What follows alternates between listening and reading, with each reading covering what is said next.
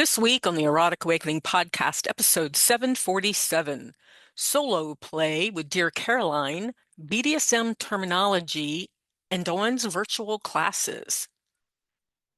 Welcome to Erotic Awakening, an exploration of all things erotic. If you are offended by adult topics or prohibited by law, it's recommended you stop listening right now. So first, a heartfelt thanks to the amazing patrons of Erotic Awakening, each and every one of you. Your support keeps this podcast going and the education happening. A special welcome to our newest supporter, Josie. I'm so glad you're here, and thanks for your support. If Erotic Awakening has supported you, inspired you, or helped you feel seen, I invite you to join in supporting this work so it can continue. Just visit patreon.com/eroticawakening. Every contribution helps. Hi, everyone. I'm Dawn, and I'm here this week to continue the conversations on power exchange, polyamory, sacred sexuality, and everything in between. Our topic today is solo play with Dear Caroline. I also want to give out a trigger warning on this one. We do talk a little bit about self-harm. So there is a piece of that in the interview that I just edited and wanted to throw that out to you guys. But this is truly an interesting conversation with a lovely person, and I hope you guys enjoy. So today, once again, I am sitting with Caroline, who I met at Naughty Revival, who has some interesting things that I'm glad she's able to join us and share today. And this one is on solo play. So solo kink play, BDSM play, whatever you want to call it. And I'm going to tell you, I had not really heard of it before until like the day before when my friend said, "Hey, I've been missing getting some solo play in." And what I'm picturing is the hairbrush on Secretary where she's in the bathroom and she's trying to paddle herself. And I just have to laugh at it because many of us have been there trying to do that. And it's just not the same. No. So I didn't get to attend that class at Naughty Revival. I was probably teaching one of my 4 classes, but because I'm starting to hear about it, I really wanted to talk to you about it. Like, what is solo play and why? I got so many questions that I'm just going to blast at you for a second, and then feel free to answer in whatever order. But it's like, how did you even think of solo play? What ideas are there about solo play? How'd you get started in it? Why did you, does it Yep. involve the hairbrush in the bathroom? I mean, what am I picturing here? So, Mhm. how did you get started in that? Because now that I'm solo, I'm thinking this is something I need some information about because I'm getting a lot of play, I guess, but maybe I want to play with myself too. Yeah. And that's really the heart of solo play, right? I mean, it's in the title, solo, meaning you're just alone. There is no partner involved. It doesn't surprise me actually to hear that you were like, that's just something that never really was on my radar until very recently. I've heard that from several other kinksters, and it kind of echoes my own journey with solo play. When I first started getting into kink and really wanting to explore it, I was under the impression, just kind of based on how kink is generally structured, that I had to have a partner in order to engage in kink, particularly because I tend to be more of a bottom than a top. And when you're a bottom, I remember that scene in Secretary, and I'm like, there's no way that's going to work. So we're not necessarily talking about the hairbrush in the bathroom, although if that does work for you, by all means, go crazy. But yeah, at first I didn't think it was really an option to play if there wasn't someone to play with. But the other aspect that kind of fed into my solo kink journey is that I didn't have someone to play with, and I really wanted to play. I was super interested in kink and a lot of different kind of kinks. I wanted to learn more, I wanted to experience more, but I'm also one of those people that just doesn't find people that I can click with to play Hmm. with super frequently. I'm not a pickup player. I need a certain kind of connection with someone to feel comfortable playing with them, especially as a bottom. And I was at a period in my life where I just wasn't finding that person or those people. And I didn't want that to stop my kink journey. It really started pretty heavily with needles. I really wanted to learn about needle play. I wasn't finding anyone that I was comfortable with stabbing me. That Right. obviously takes a certain level of trust, right? And so when it came down to it, I had all the stuff. I had bought the supplies. I had taken like a Needle 101 class online, and I felt like I had the information that I needed. I just didn't have the other person. And then I decided, you know what? I'm gonna be my own person. And part of what helped me was in that Needle 101 class, the instructor put some needles in themselves just to demo. And I was like, oh, it like never even occurred to me that that was an option. And so that, a couple days after that, I put 5 needles in my own breast, and that turned into a wild and crazy needle play journey, which has just blossomed into a much larger sharps journey, a lot of which has been via solo play for me. So I am my own sharps top, which a lot of people are like, what?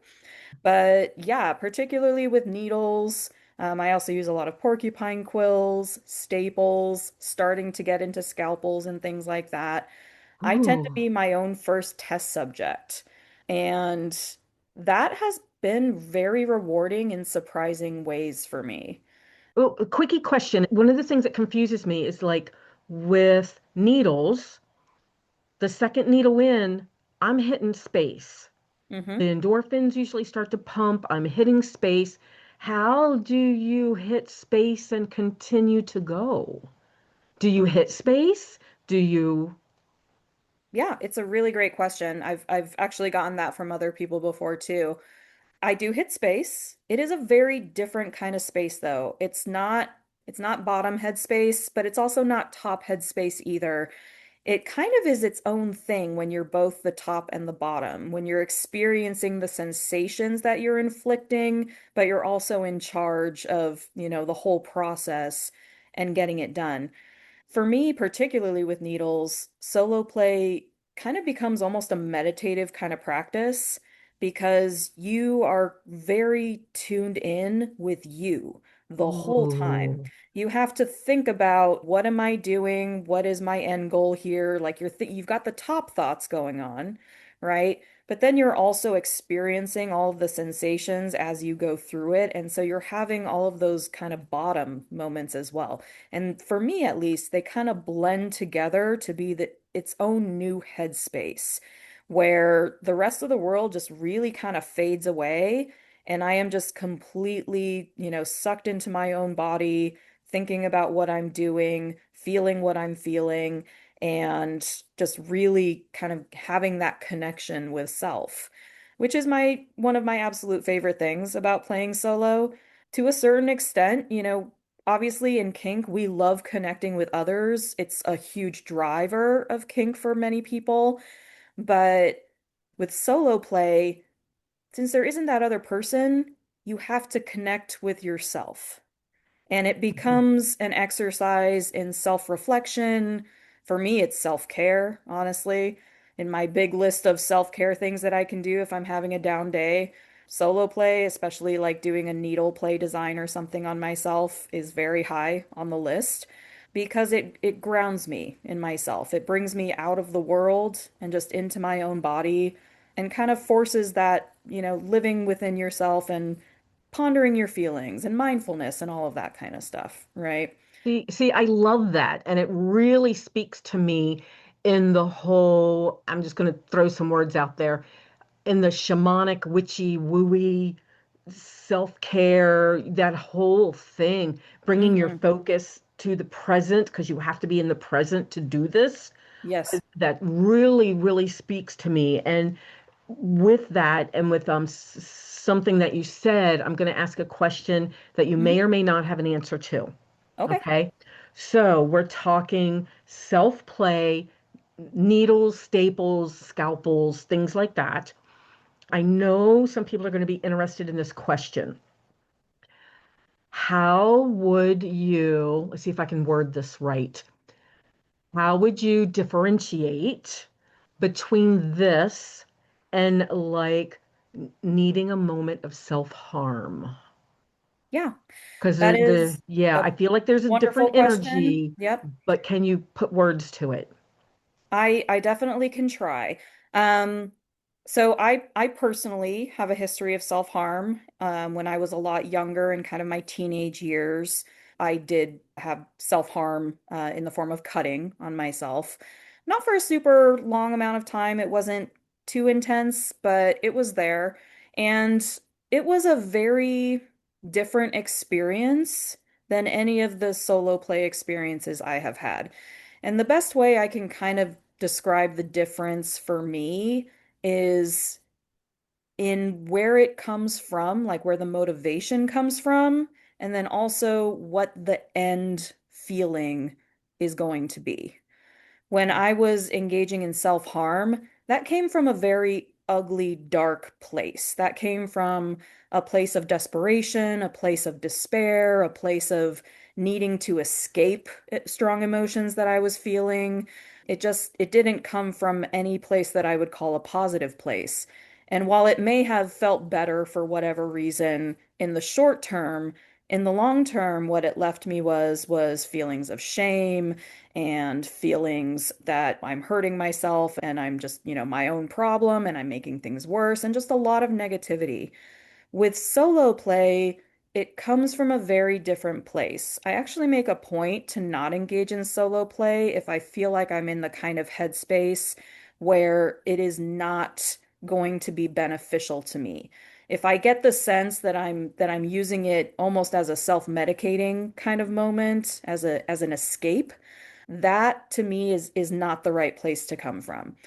When I engage in solo play, it is because I want to have that moment of connection with myself. It is not that I want to run away from my strong emotions. It's that I want Mm, to connect to them and yeah. examine them and really kind of, dig deep into what I am experiencing and really contemplate it.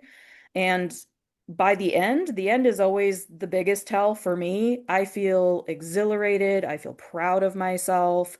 I feel like, I look at, if I've stuck 100 needles in my leg in some pretty pattern or something, throughout the whole process, I'm really zoned in and I'm focused and everything. And then when I'm finally done and I kind of pull back my perspective and kind of look at the whole thing, I get this moment of like, holy shit, look what I just accomplished. Look what I did all by my itty bitty self, right? No one else was in the room. No one else, was doing Hmm. anything. Like this was all me. I figured this out and I did it. And holy shit, doesn't that look cool? And so the differentiation for me comes a lot from those feelings and those processing moments. Obviously, with self-harm and things like that, that is a very personal kind of journey that people go on, and how they process those kinds of moments in their lives can look very different. That's how it's looked for me, having experienced both solo play and instances of self-harm. They're just very different animals. They might look the same to an outside observer. They're like, oh, you cut yourself with scalpels. That's clearly Right. self-harm, because they don't really go too much deeper into it. But cutting myself with scalpels in like pretty artistic designs or ways that are meaningful for me, or simply out of a test of endurance to see how much Hmm. I can get through kind of thing and accomplish. That's all very different to me than any of the instances of self-harm I have, which were always about desperately trying to feel something else. In solo Nice. play, I am just trying to feel whatever it is I feel and really just kind of live in that. So Awesome. hopefully that helps.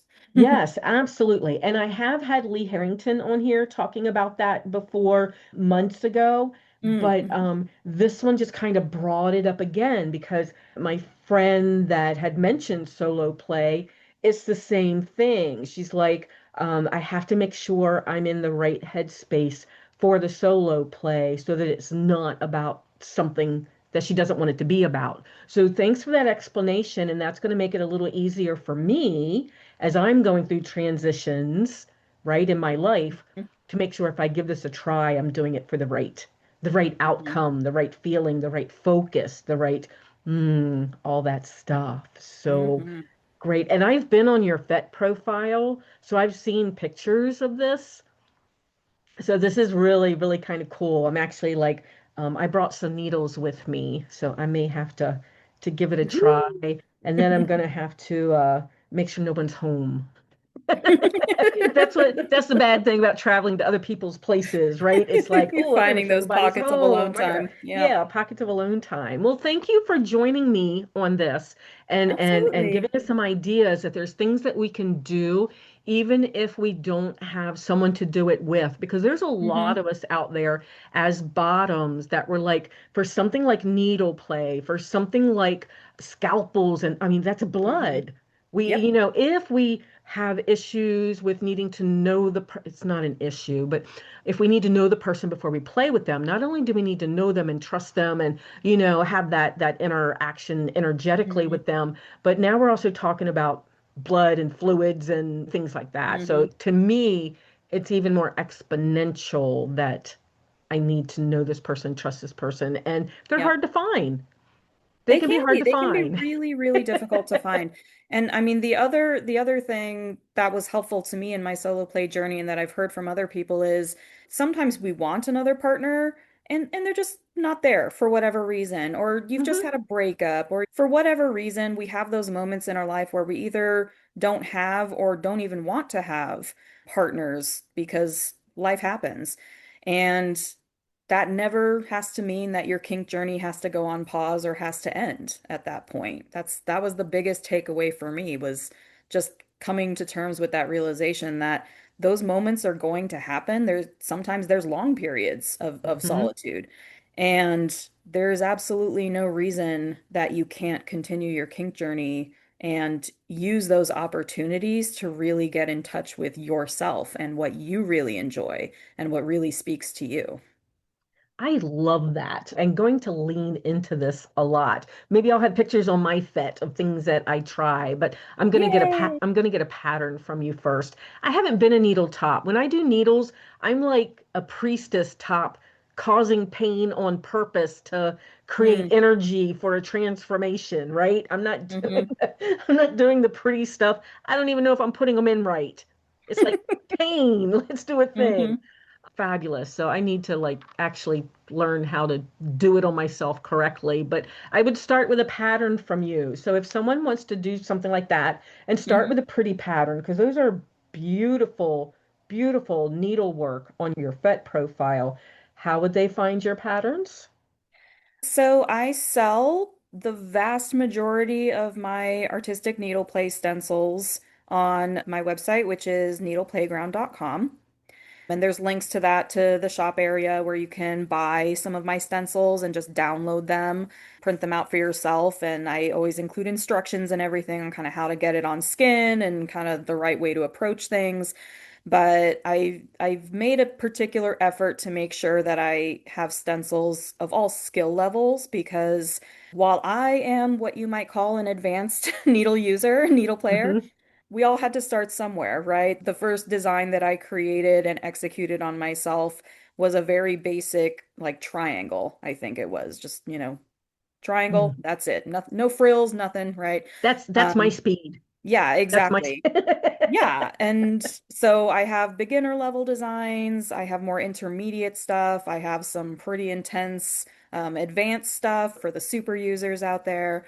But I also sell needle play kits, which include all of the items you would need to execute the design as well as the design itself. So that would include the needles and gloves and alcohol swabs and disposal containers and all of those kinds of things because I really like to make needle play in particular very accessible to people, particularly the curious, because there's a lot of people that reach out to me. They're like, I'm curious. I have no idea where to start. I don't know what to buy. I'm definitely a super newbie. I can't handle any of the more complicated stuff. And I'm like, cool, let's make sure there's something for you. So yeah, if that's an interest area, feel free to check it out, needleplayground.com. You can get stencils, you can get kits, or you can just reach out to me. I always love answering people's questions about solo play, about needles, about all the things that I do. So if you ever want to reach out, you are more than welcome to. Through the website is going to have all my contact info listed on there, including my Fetlife profiles. It has a little contact form on there that will shoot me an email. So whatever works best for you. The quickest response time you'll probably get is if you message me on Fetlife because I'm on there pretty much daily, and my Fetlife is at Dear Caroline. So if you shoot me a message there, I do my very best to try and respond to that as soon as I can, just depending on how much I've got going on. So it could be a day or two, a little bit, but I always try and make sure I respond. I totally get that. So thanks for joining me today, Caroline. I hope to run into you at another event soon so that we can chit chat. But in the meantime, I now have things to experiment with. Yay! So And that always awesome. makes me happy whenever someone talks to me or attends one of my classes or anything, and then they're like, "Ooh, I've got ideas." And I'm like, "Yes, I win. Yes. That was my Awesome. goal." Yeah. Great. Well, thanks for joining me today, and Thank I'll you see for you having soon. me. You're welcome. If you'd like to share a cup of coffee or conversation with me, here's where you can find me in person. Sunday, February 1st, I'm going to be in Columbus, so sitting on a women's leather panel. And then February 6th through 8th, I'm going to be vending at the Indie Rope Expo in Indianapolis. February 27th through March 1st, you'll see me presenting and vending at Intrigue in Indianapolis. And then I move on to New Mexico, where I will be presenting and vending on April 11th at the New Mexico Kink and Leather Fair in Albuquerque. May 7 through 11 is going to have me presenting in Baltimore at Primal Arts. I've also got something else in the works for that area at that time. And July is going to have me in South Dakota. October, I'm going to be in Minnesota for a submissive retreat called Seek.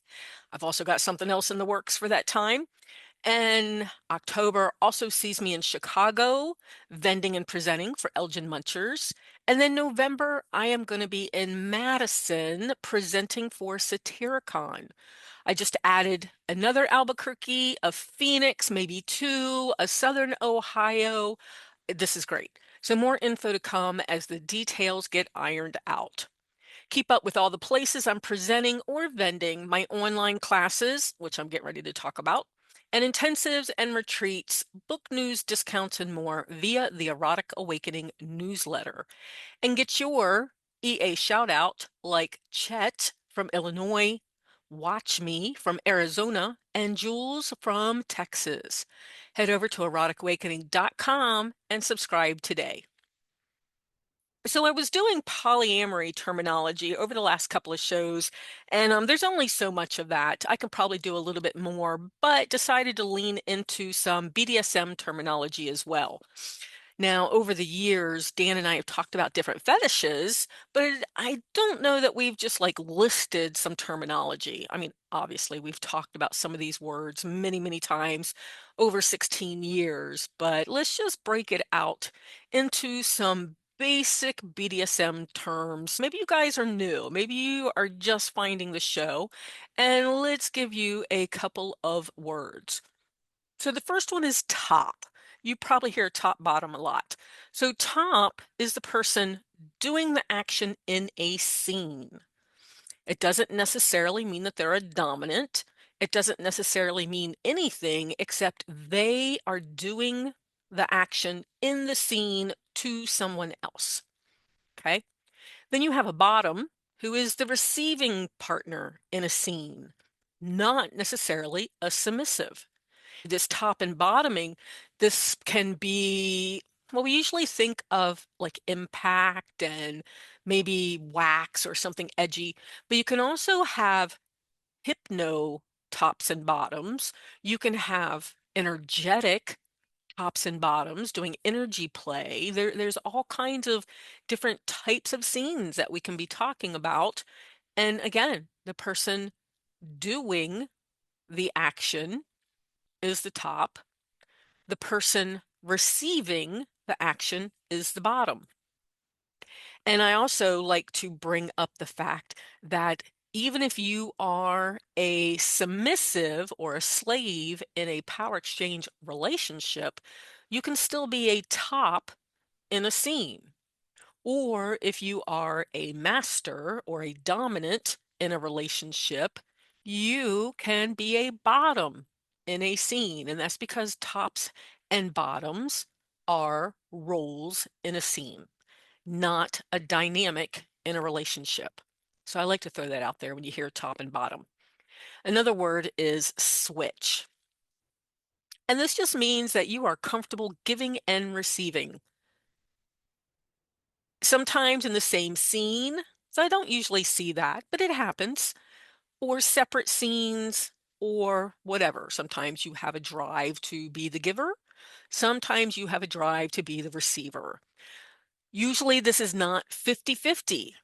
Usually what I see is people saying, I'm a top leaning switch or I'm a bottom leaning switch, which means they do one more than the other or would prefer to. Another word I see a lot is TNG. So TNG was actually just getting started when I got into the scene. And when I got into the scene, I was in my late 30s. So I had already aged out of it because what TNG is it stands for the next generation and it's for the younger people in the scene. So those between usually 18 and 35. I think I was 36 when I got started. So I was already too old for the youngsters. But TNG, that's what it means. It means it's the younger crowd. Vanilla. You will hear me say vanilla all the time. It's just a person that's not into kink, that's not into BDSM, a person that is not into the kink scene. So there's your terms for this week. Pretty basic, right? So I wanted to throw out there, I realized that I don't always talk about my virtual classes that I do. I tell you where I'm going to be in person. I mentioned that you can get a list of the virtual classes if you sign up for the newsletter or become a patron. You get links when you're a patron. So you're going to see all the classes that I'm doing each month. But I don't know that I've ever shared them on here. So I would like to do that every now and then, just so you know what's available. Many of us are doing teaching online classes still. And many of us are taking online classes because they're available, right? Sometimes I'm looking for something specific and can't find it in person, but I can find it out there virtually. Anyway, my virtual classes, I just put all these together yesterday, so I wanted to share them with you. For February, I'm starting off the month with a guided meditation, like I like to do. And this one is about setting the feeling tone for 2026. So we're going to create an emotion that we want. I mean, sometimes we talk about words, sometimes we talk about finding our spirit guides, which we did last month.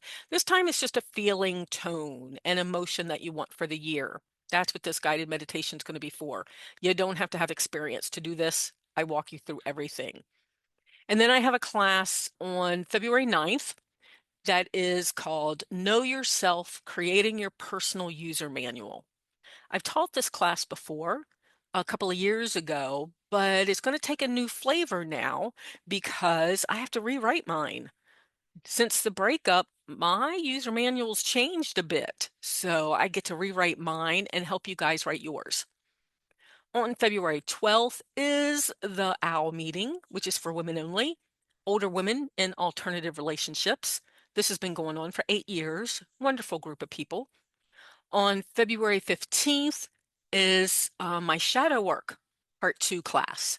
This one's called Stories Beneath Our Desires, Shadow Work for Kinksters. So this is a 3-hour intensive on a Sunday evening. I'm looking forward to doing that one. The one last month went really well. On February 17th, I am doing The Body Drum, Healing Through Rhythm and Impact, which is also the class I'm going to be teaching in person at Intrigue at the end of the month. On February 24th is Alchemy, Turn Jealousy into Compersion, where I'll be going over a lot of tools from the polyamory toolkit. Anyway, so if you want to get up with me about anything, I can be found on Fetlife as Dawn_Awakening or Erotic_Awakening. I'm Erotic Awakening on Instagram, EA Podcast Dawn on TikTok, or you can just email me at dawn@eroticawakening.com. Be a part of the Erotic Awakening Podcast community. You can become a patron of the show and get early access to the ad-free version of the podcast, a free copy of the audiobook Polyamory Toolkit, free ebooks, discounts on monthly Zoom classes, member-only Discord access, and more. Find all the goodies at patreon.com/Erotic Awakening today. And help others find the show. Give us high ratings wherever you listen to the podcast, and most importantly, tell your friends. Join the conversation with other listeners. Use the links from the Erotic Awakening website for our interactive Discord channel, which is open to everyone. Until next time, may your journey be filled with passion, joy, and a bit of naughtiness. Bye, everyone.